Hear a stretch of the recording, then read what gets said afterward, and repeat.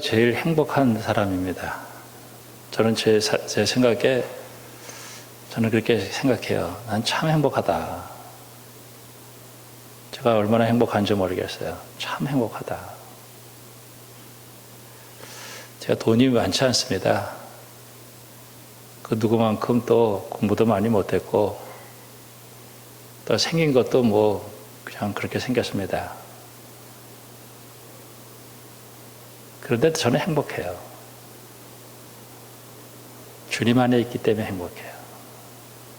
내가 예수를 믿기 때문에 너무 행복해요. 주 안에 있는 나에게 단 근심이 있으랴. 저는 얘가 예수 믿었다는 게 너무 행복해요. 참 행복합니다. 고린도후서 5장에 보면은 그런즉 누구든지 그리스도 안에 있으면 새로운 피조물이다. 우리 하나님이 나를 새롭게 만들어 주셨다. 달처럼 망가지고 깨진 인생이 새로운 피조물로 만들어 주었다. 화목하게 하는 직분을 주었다. 저는 평화주의자입니다. 어느 곳에 가든지 갈등이 있으면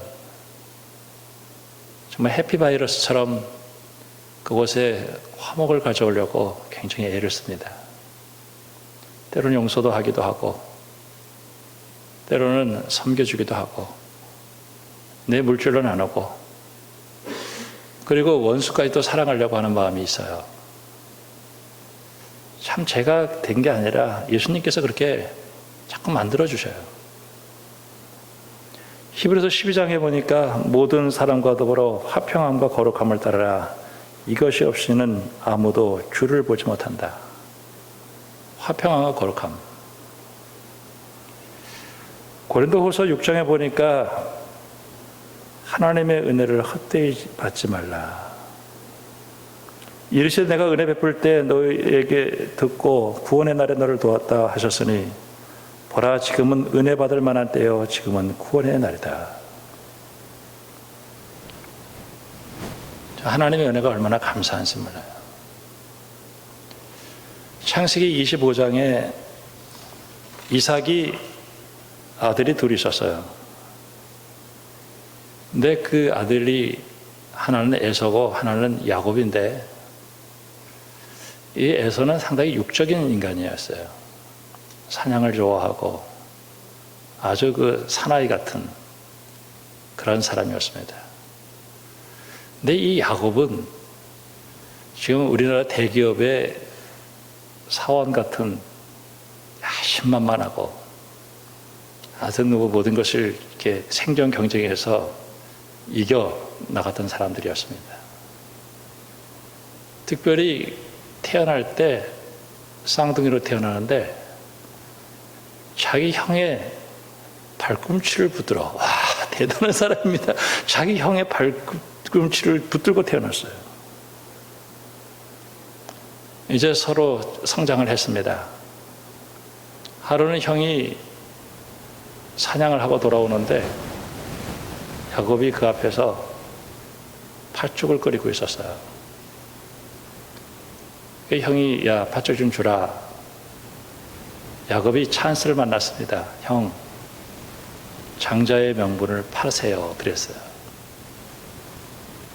야, 내가 배고파 죽겠는데 장자의 명분이 무슨 의미가 있겠냐 하고 가볍게 여겼어요.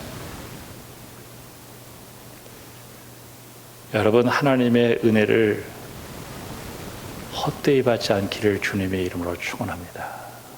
저는 예수님이 나를 위해서 십자가 지시고 부활하셔서 승리했다라고 하는 이 사건은요, 어떤 것과도 바꿀 수 없는 위대한 사건이에요. 예수님의 십자가와 부활의 은총이 내 삶 속에서 얼마나 위대한 사건인가. 저는 이 세상에서 가장 아름다운 소식은 내가 너를 위해서 죽었다. 여러분, 그 얘기보다 더 큰 이야기가 어디 있을까요? 나 같은 사람을 위해서 하나님이 이 땅에 오셔서 내가 너 구원하기 위해서 내가 죽었다.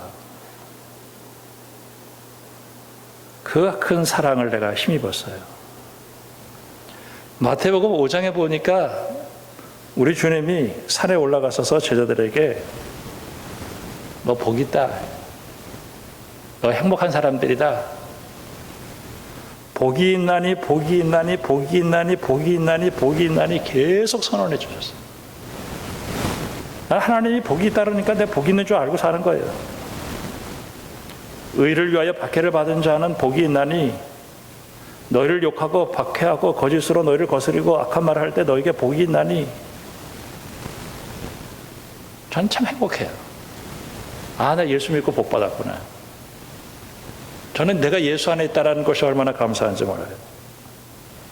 시편 1편에 보니까 복 있는 사람은 악인들의 꾀를 따르지 않냐고. 아, 복이 있는 사람이구나. 내가 정말 복 받은 사람이구나. 복을 선언해 주셔요.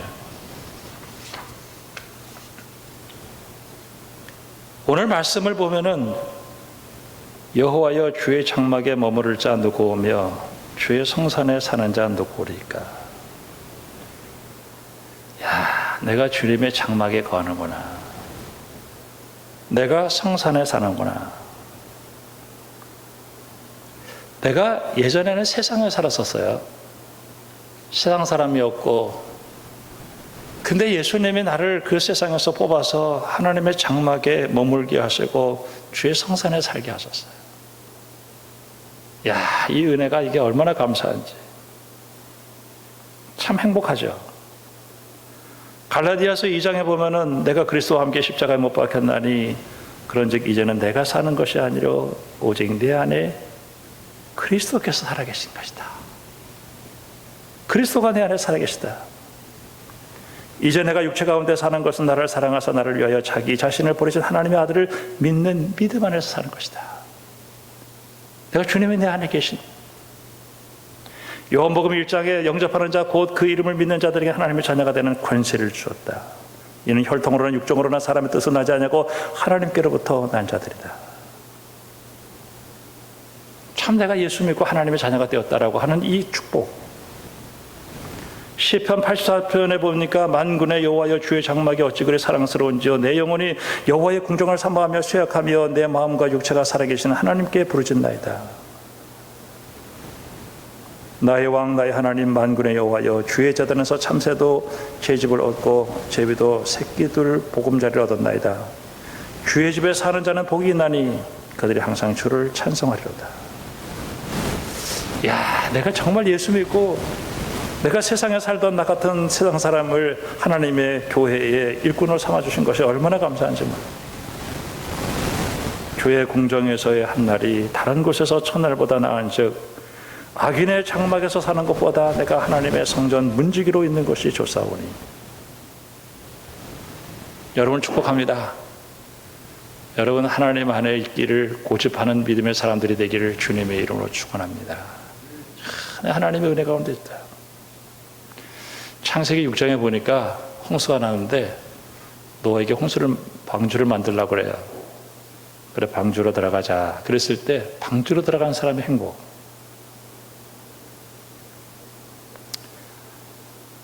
저는 이제는 우리가 주의 장막으로 주의 성산으로 나아가려면은 세상을 떠나야 돼요. 요한복음 11장에 예수님께서 이제 늘 베다니에 있는 그 한 가정이 있었어요.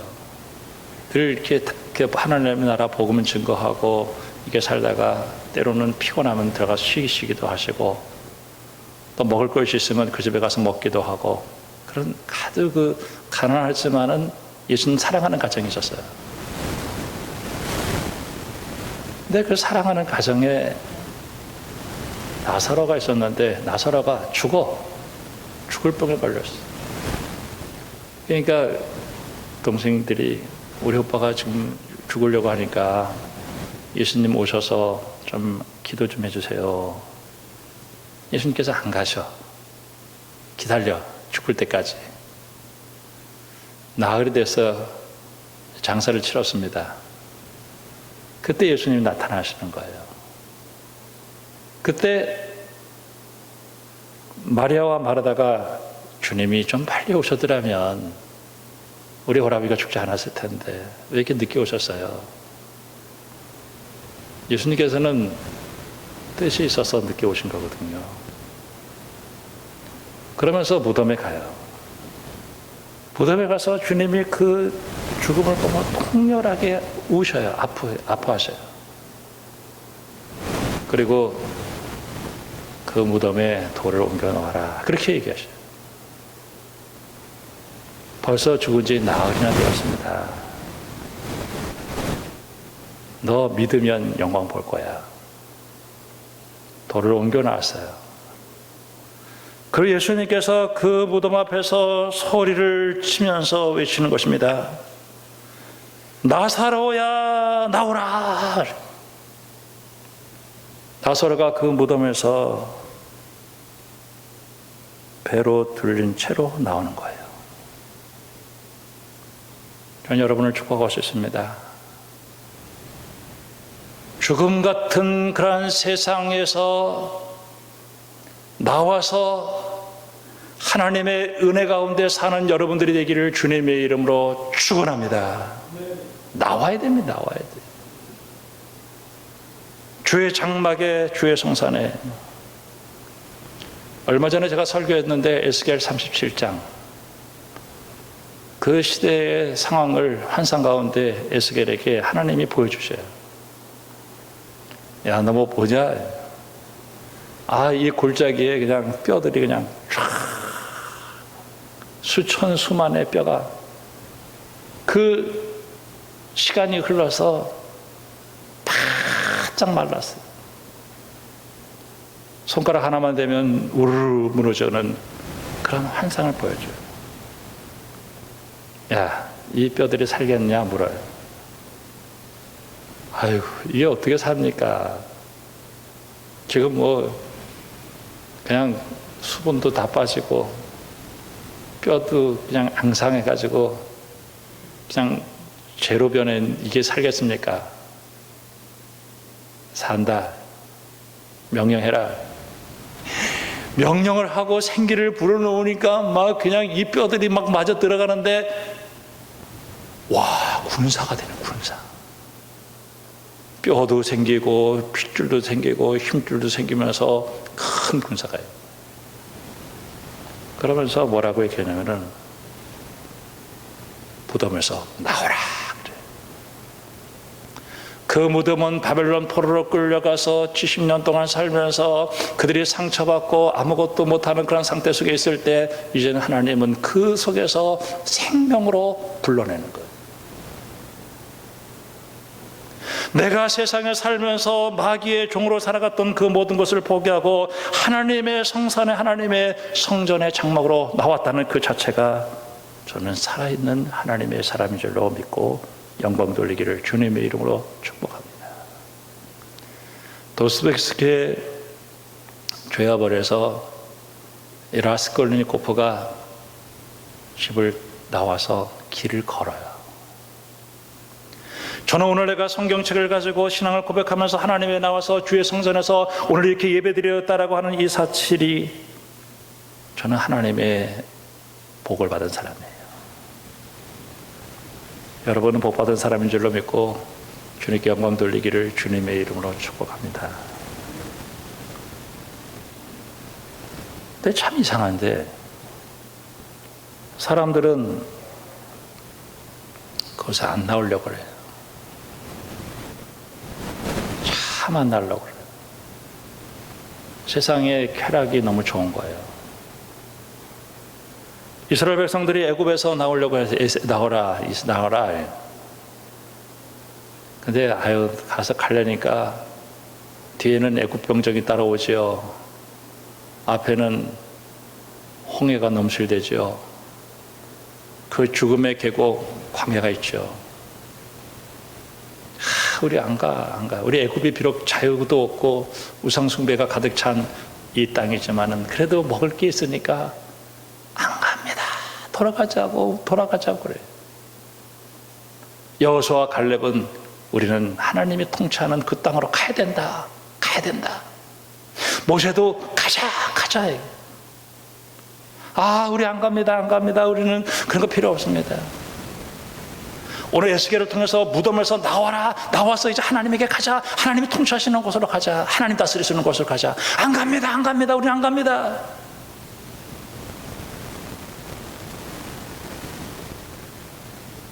그때 안가족을 하는 사람이 우상숭배자라고 규정을 해요. 그러면서 그 길이 비록 광야 길이지만은 길이 되어주겠다. 그리고 그곳에 물을 주겠다. 가자.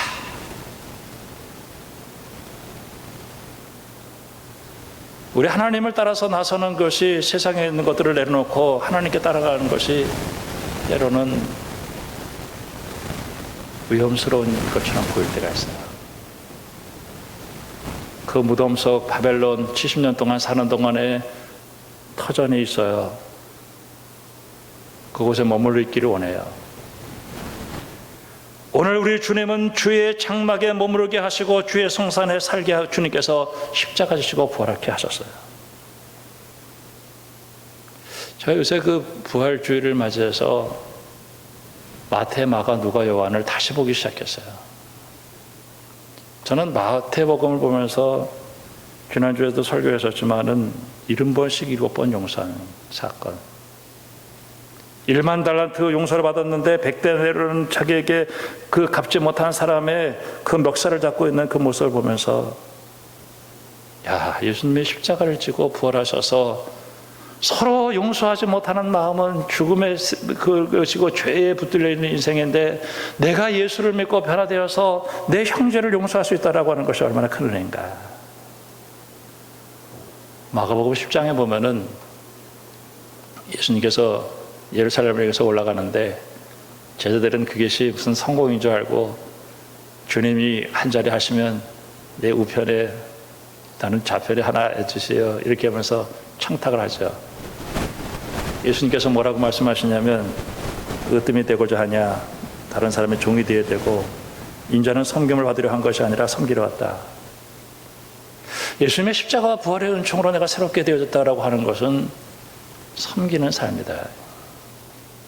우리 서로 물고 먹으면 지옥 같은 그런 삶을 살아가는 거예요.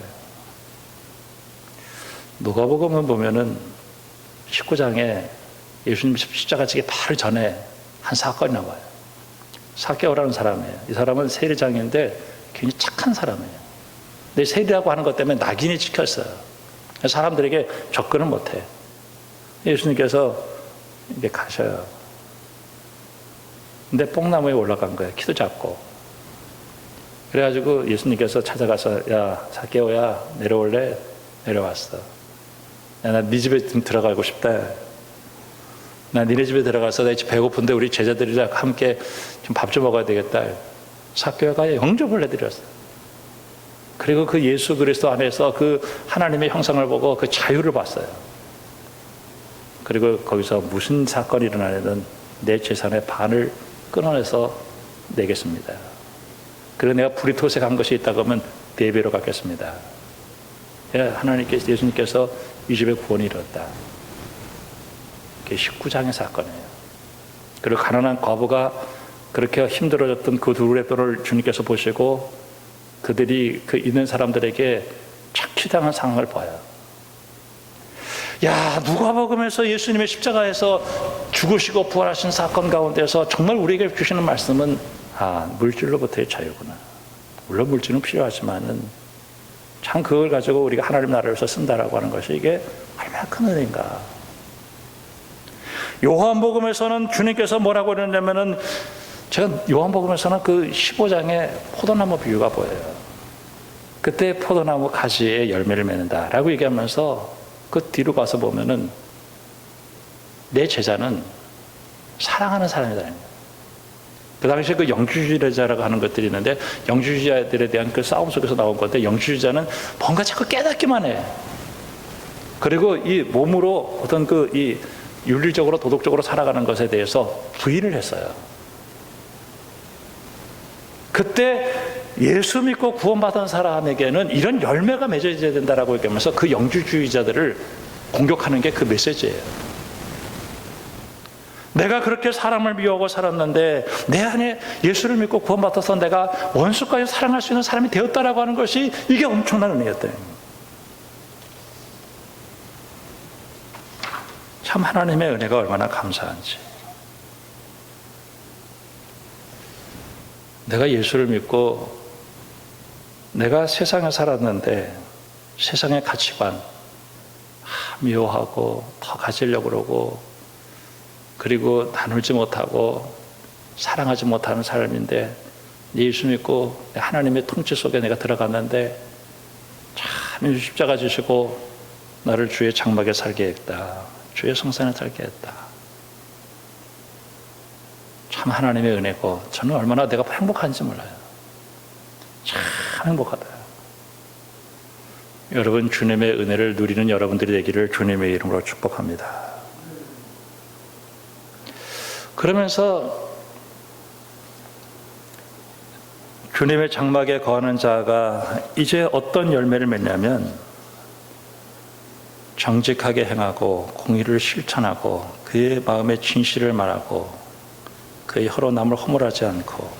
저는요 이게 성경을 제가 참 잘못 읽을 때는요 이렇게 해야 주님의 은혜를 받는 줄 알고 제가 읽었어요.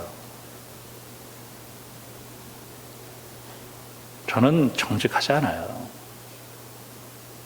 저는 내 입으로 다른 사람 참 욕 많이 했고 비방도 많이 했고 그렇게 살았어요.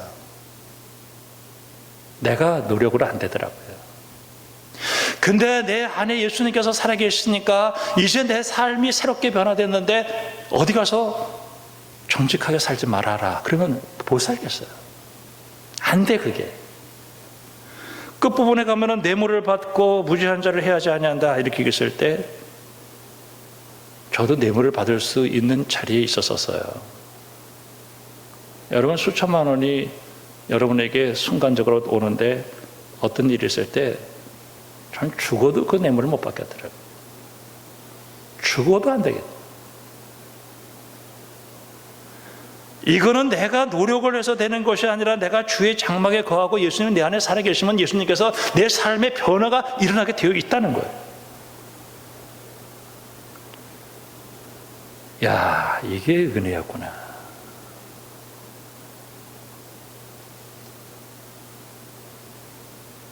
갈라디아서 5장에 보면은 성령의 열매를 얘기하는데 23절에 22절에 성령의 열매는 사랑과 희락과 화평과 오래 참음과 자비와 양선과 충성과 온유와 절제니 이 같은 것을 금지할 법이 없다.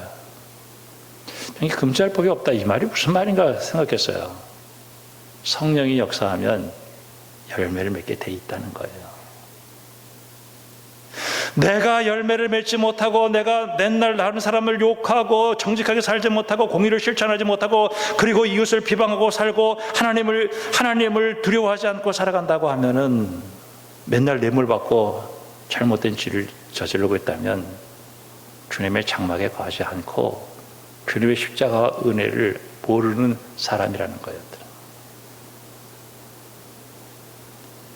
참 하나님의 은혜 여러분 헛되이 밟지 않기를 주님의 이름으로 축원합니다. 지금 예수 믿는 사람들이 무지무지 많아요. 예수를 믿고 어떻게 변화되지 않을 수가 있냐는 거예요. 어떻게 변화되지 않을 수 있냐는 거예요. 내가 예수를 믿었는데 어떻게 안 변하냐는 거예요. 맨날 거짓말만 하고 다른 사람 욕하고 뇌물 받고 온갖 나쁜 짓 다 하고 그리고 교회 다니는 거예요. 그럴 수 없어요. 예수님께서 내 안에 계시고 성령께서 내 안에 계시면 반드시 열매를 맺게 되어 있어요. 거짓말할 수가 없어요. 왜? 새롭게 나를 창조하셨기 때문에 그래요. 요한계시록 3장에 보면은 예수님께서 토해버리고 싶은 교회가 있었어요. 그 교회가 라오디게아 교회라는 거예요. 예수님께서 그 교회를 보시면서 네가 행위를 아는데 차지도 않고 뜨겁지도 않고 네가 차든지 뜨겁든지 하기를 원한다. 미지근하여 뜨겁지도 않고 차지도 아니해서 내 입에서 너를 토해버리겠다. 야, 무시무시한 말을 했어요. 이 교회가 있었던 그 지역은 상당히 부자들이 살았던 지역이었어요. 금융업이 발달하고 산업이 잘 돼서 아주 돈이 많았어요. 이들은 스스로 부자라고 스스로 생각했어요. 그런데 예수님께서 네 곤고한 것과 가련한 것과 가난한 것과 네 눈먼 것과 벌거운 것을 알지 못한다 하면서 불로 연다는 금을 사서 그리고 눈을 발라서 네 눈을 밝게 하라. 내가 너를 책망한다. 열심히 해라. 그러면서 주님 뭐라고 말씀하시냐면 내가 문 밖에서 두드린다는 거예요. 내 음성을 듣고 문을 열면. 이거는 요한복음 1장에서 예수님을 믿고 구원받아서 하나님의 자녀가 된다라고 하는 의미가 아닌 것입니다. 이 사람들은 이미 예수를 믿고 구원받은 사람들이었어요. 그러나 이 사람들이 세속화되어지면서 예수님을 서서히 몰아내기 시작했습니다. 예수님은 이들과 관계없이 밖에 있었어요. 그때 예수님께서 내가 내 얘기를 듣고 문을 열면 내가 너와 들어가서 내가 너에게 함께 살겠다. 여러분, 내가 주님의 은혜 가운데 주의 장막에 살았다는 거 참 감사해요. 우리가 이 세상에서 고집부리고 살아야 될 것 중에 하나는 나는 주님 안에 살아가야 된다. 내가 오늘 하나님 앞에 나와서 이 예배 드렸다라고 하는 것도요, 여러분 기적인 줄로 믿습니다. 예수 믿고 내 주님 안에 있으면 그 모든 거 다 맡겨버리세요. 우리가 오늘 믿고 기도하면 하나님께서 일하십니다. 전능하신 하나님이 우리를 이끌어 주신 것을 믿어요. 예수님이 십자가 지시고 부활하셔서 내 안에 살아계신 예수님이 그 은혜가 헛되지 않도록 여러분 믿음 가운데 굳건히 세워지기를 주님의 이름으로 축복합니다. 고린도전서 15장에 보면은 하나님의 나라는 혈과 육으로 이어받을 수 없다. 썩는 것으로 썩지 않는 것을 유업으로 받지 못한다. 저는 이 세상 살면서 나를 구원하실 분은 예수님밖에 없다. 예수님만이 나의 구원자시고 예수님만이 나의 모든 것이다. 세상에 있는 것들은 우리에게 좀 필요해요. 그런 것들은 없으면 안 돼. 필요해요. 물질도 필요하고 다른 거 다 필요해. 그러나 결정적일 때 그게 나를 구원하지 못하더라고요. 우리가 그것을 바라보고 계속해서 거기서 머물러 있다고 한다면은 참 내게 구원이 있겠나. 오늘 주님께서 뭐라고 말씀하셨어요? 주의 장막에 머무를 자, 주의 성산에 사는 자. 참 나를 세상에서 뽑아서 예수님의 십자가의 은혜로 나를 주의 성산에 머물게 했다. 주의 산에 머물게. 나 진짜 행복하다. 그 주님이 내 속에서 나를 다스리시고 주님 나를 이끌어 주셨어요. 내가 뭐 가진 것도 없고 내가 무슨 왕도 아니고 내가 무슨 큰 재벌도 아니고 아무것도 아니지만은 야, 예수님의 은혜로 내가 여기까지 살고 있구나. 그 주님이 나를 지금 변화시켜서 내가 이만큼 살고 있구나. 여러분 행복하시기를 주님의 이름으로 축복합니다. 참 행복해요. 난 주님 안에 있어요. 나는 주님이 나를 이렇게 변화시켜 주었어요. 저는 이 시대에 살면서 우리가 하나님께 영광을 돌리는데 야, 너 왜 그렇게 사냐?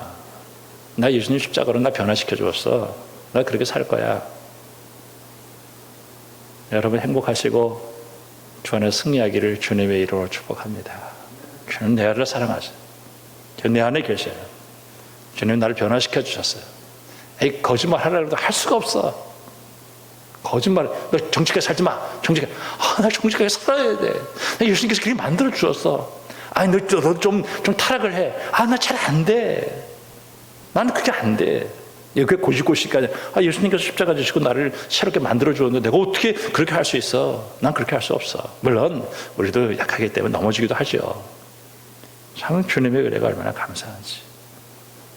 여러분 오늘 이번 한 주간 동안도 어느 곳에서 무슨 일이 하든지 하나님의 자녀답게 하나님 영광 돌리고 여러분이 있는 곳에 어둠의 권세가 떠나가고 그 썩는 것들이 썩지 않는 빛과 소금의 역할을 감당하여 여러분의 존재가 정말 하나님 앞에 영광 돌리는 그러한 능력의 한 주간이 되어지기를 주님의 이름으로 축원합니다. 기도하겠습니다. 하나님, 나는 참 복받은 사람입니다. 주님의 장막에 머물고 주의 성산에 사는 사람입니다. 주님이 내 안에 살아계시기에